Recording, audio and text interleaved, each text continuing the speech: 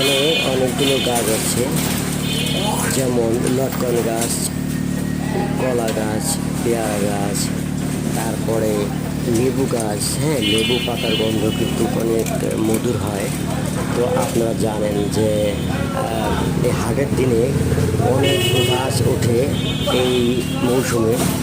মানে এই মৌসুমটা হচ্ছে যে গাছ লাগানোর মৌসুম। তো হাটে অনেক প্রকারের গাছ ওঠে, যেগুলো আসলে আমাদেরকে প্রতিনিয়তই লাগানো প্রয়োজন।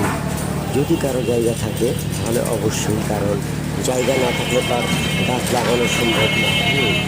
সেক্ষেত্রে অবশ্যই গাছ একটা কাটলে দুইটা লাগাতে হবে। সেক্ষেত্রে আমাদের পরিবেশের ভারসাম্য বজায় থাকবে, ভালো থাকবে। আমাদের যে এই যে নিঃশ্বাস নেই প্রকৃতি, এটা কিন্তু প্রয়োজন শুধু গাছ থেকে। তাই সবাই গাছ লাগাবে, কেমন?